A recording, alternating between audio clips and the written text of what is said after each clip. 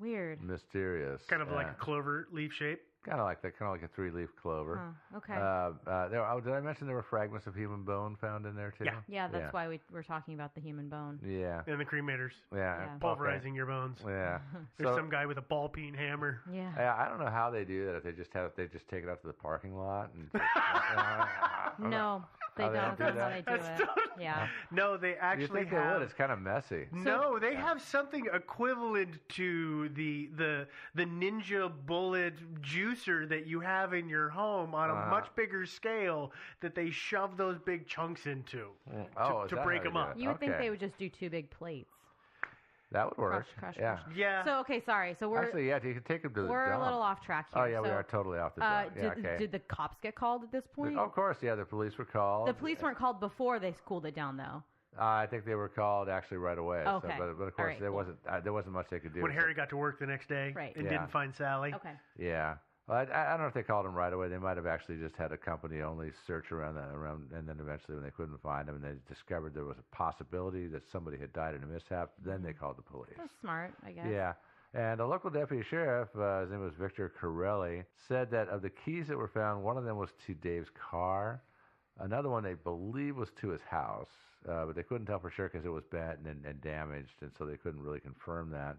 And then apparently 3 other ones went to padlocks, and that's about all they know about the keys. And the keys caused a little bit of consternation for Harry Easterling because he'd seen Dave's keys. Yeah, a little odd, don't you think? Because we just heard that he saw the padlock unlocked on top of... Yeah, with the keys in it. Right. Yeah. Okay. And so that he'd seen them on the morning of the 19th, 2 hours after 5:15 when the temperature dropped in the furnace. Harry had seen them on the toolbox. And then when the next day, clocked out. Yeah, and then the next day when he comes back to work, they're still there sitting on the toolbox. And yet 3 days later, they're found in the furnace.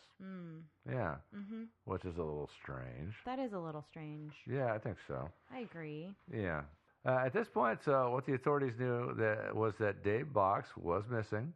They also knew there was evidence that somebody had wound up in a furnace in Plant 6. Something had ended up. They didn't know at that point. Is this the initial or after they'd cooled the thing off? This is like after they cooled it off. Okay. And after they cooled it off and pulled stuff out of it. Okay, yeah, got it. I thought you were saying when they initially showed up. Yeah, but there was evidence that there was somebody in that furnace.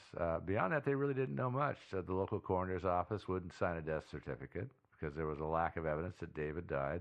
The sheriff's department was treating it essentially as a missing person case, and they kept the file open. But everybody kind of believed that Dave had died in the furnace in Plant 6. Question was, well, how and why? Was it an accident? Did Dave commit suicide? Or was he perhaps murdered? Yeah.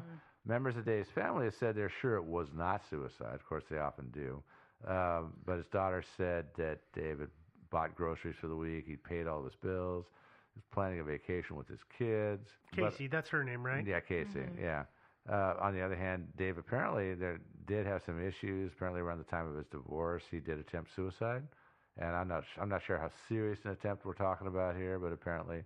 I was going to ask that. Well, if there's any record of, did he shoot a gun and barely miss himself, or did he do the cry for attention take some pills, take some pills and call 911. Or badly scratch himself with a safety razor on the wrist, kind of. There's a full spectrum. Not that I'm belittling the act of trying to take your life, but there is a spectrum, and we don't know where he falls in that. Yeah, some people are a little more hardcore about it, a little more determined to get the job done. But I don't know. But as for the murder theory, and the family does think that it was probably murder. There's no one really with any motive. Dave was a nice guy, apparently had no enemies, except, of course, as I mentioned previously, the Fernald plant did have some issues with environmental quality.